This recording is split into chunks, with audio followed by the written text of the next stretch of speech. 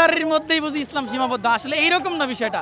মুসলমানরা আরেকটা জিনিস যে পড়াশোনা একটু পিছিয়ে থাকার কারণে বা জ্ঞান অর্জনে পিছিয়ে থাকার কারণে তারা এই জিনিসটা আসলে আগাতে পারেনি। আমরা চাইলে ওইখানে গিয়েও জিহাদ করতে পারতেছি না, আমাদের ওইরকম এবিলিটি নেই। সো এই ক্ষেত্রে আমরা তাদের পণ্যটাকে বয়কট করব, কারণ আপনি যদি নিজেকে মুসলিম বলে দাবি করেন এই ক্ষেত্রে কিন্তু আপনাকে তাদের যে পণ্য আছে সেটা বয়কট করতে হবে 100%। আদারওয়াইজ কিন্তু আপনি মুসলিম হিসাবে আপনাকে গণ্য করা হবে না, কারণ আল্লাহ রাসূল সাল্লাল্লাহু আলাইহি সাল্লাম বলছেন যে গোটা মুসলিম বিশ্ব হচ্ছে একটা দেহ, এই দেহের যেখানেই ক্ষত লাগুক না কেন আপনি কিন্তু ব্যথা পাবেন।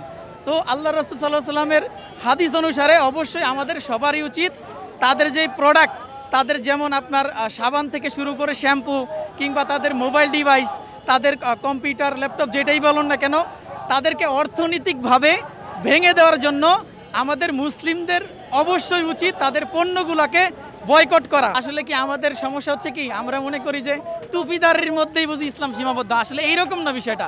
সো ইরান যদি আমাদের মতো বোকামি করতো যে আরে টুপিদারির মধ্যেই সীমাবদ্ধ থাকি, আমরা কিছু না করি, কিন্তু আলহামদুলিল্লাহ তারা বুদ্ধিমান। আল্লাহ রাসূল সাল্লাল্লাহু আলাইহি সাল্লাম বলছেন যে তোমরা নিক্ষেপ করা শিখো, যেটা ইরান করতেছে। তো আমাদেরও কিন্তু উচিত বিভিন্ন কিছু আবিষ্কার করে কাফেরের বিরুদ্ধে লড়াই করা। মুসলমানরা আরেকটা জিনিস যে পড়াশোনা একটু পিছিয়ে থাকার কারণে বা জ্ঞান অর্জনে পিছিয়ে থাকার কারণে তারা এই জিনিসটা আসলে আগাতে পারেনি, তাদের সাথে আর কম্পিট করতে পারেনি। এখন মুসলিম বিশ্ব আবিষ্কারের দিক থেকে আর কোথাও খুঁজে পাওয়া যায় না, তাদের নাম খুঁজে পাওয়া যায় না। কেন? তাদের এখন তাদের সমস্যা কি, তারা এখন যে জিনিসটা করে তারা সবসময় আখিরাতের চিন্তা করে, এটা ভালো, কিন্তু তাদের এই মানুষজনকে পৃথিবীকে কিভাবে উপকার করা যায় সেই জিনিসটাও চিন্তা করতে হবে। মুসলমানদের শিক্ষার উপর জোরদার দিতে হবে, আর জ্ঞান অর্জন বিশেষ করে ধর্মীয় শিক্ষা এই ক্ষেত্রে আগে রাখতে হবে, কারণ ধর্ম এমন, ইসলাম ধর্ম একটা ধর্ম যেটা সব ক্ষেত্রে ইন্সপায়ার করে, জ্ঞান অর্জনের জন্য ইন্সপায়ার করে। আমরা মনে করি যে এই জ্ঞান অর্জনের মাধ্যমে যদি আমরা জ্ঞান অর্জন করতে পারি ইন্টেলেকচুয়ালি, এই ক্ষেত্রে আমরা অনেক আগে যেতে পারবো ইনশাআল্লাহ। একটা ইসলামিক দেশের মানুষ হয়ে আমাদের ডক্টর বলি বা যে কোনো পেশারই হোক যারা আমরা ইন্টেলেকচুয়াল আছি, তারা যদি আমরা এই ছোটো স্টেপটা অন্তত নেই যে পণ্য বয়কট করতেছি, এমনিতে কিন্তু আমরা ডক্টররা ফিলিস্তিনের মানুষদেরকে অনেক রকমভাবেই সাপোর্ট দিয়ে গেছে। এখান থেকে আমরা ত্রাণ পাঠাইছি, এখান থেকে আমরা পণ্য সামগ্রী পাঠাই, যতটুকু সম্ভব আমরা ওদেরকে হেল্প করার চেষ্টা করছি। কিন্তু উম্মাহ হিসেবে আমরা আসলে অনেক পিছায় আছি। আমাদের সবগুলা মুসলিম দেশ যদি একত্রিত না হইতাম তাহলে আসলে চিকিৎসা ক্ষেত্র এমন একটা ক্ষেত্র যেখানে আসলে সব শ্রেণী পেশার মানুষ এখান থেকে সেবা নিতে বাধ্য।